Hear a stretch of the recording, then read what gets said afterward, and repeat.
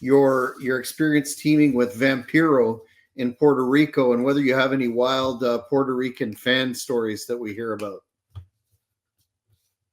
So met Vampiro at TNA. Um, he helped me get to Puerto Rico, and we wrestled as a tag team for a short bit. Sort of like the creepy, like the sort of like the Los Muertes style of like baby faces. They're very kind of a superstitious culture. So you can either be the creepy bad guy or creepy good guy. They're going to like you. And so we were the good guys, and we wrestled these two. We did a program with these big, huge heels. And I guess in real life, one of them was a police officer, and the other one was not. That's about as nice as I can put it for, I guess, the safety of my family. But they didn't care because the common ground was pro wrestling. And we're sitting in the locker room one night, and Vampiro says, "Hey, you want to see something crazy?" And of course, I want to see something crazy. Sure. And he says something to these guys in Spanish, and this dude pulls out this giant hand cannon out of his bag.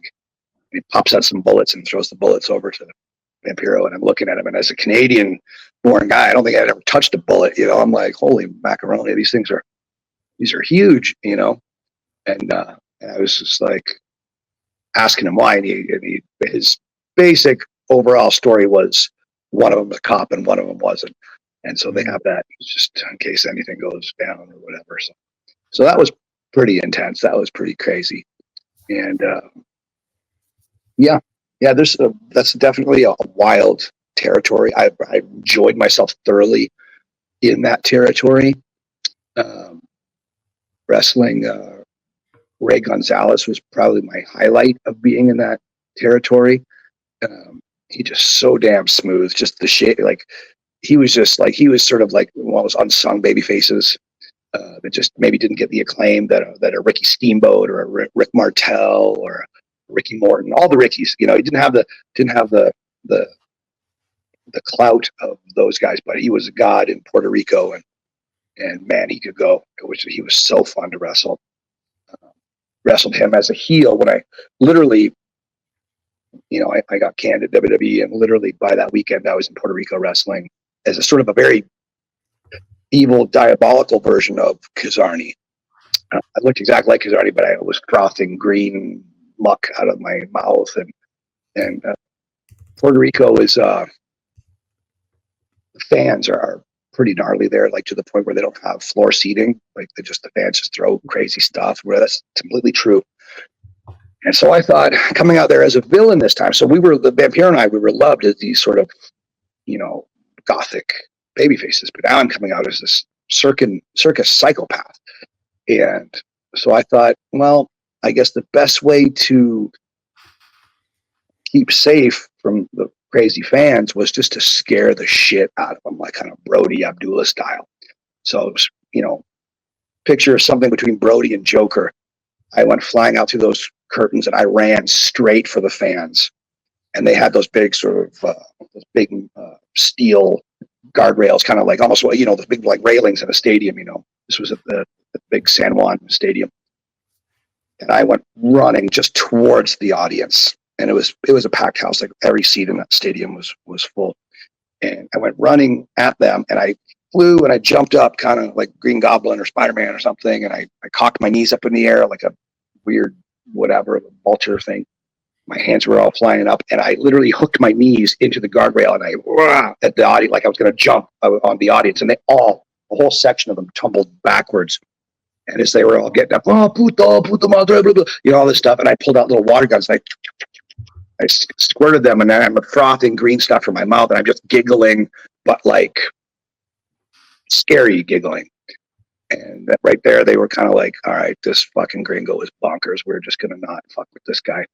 And but they were super happy when Ray Gonzalez finally got the last laugh.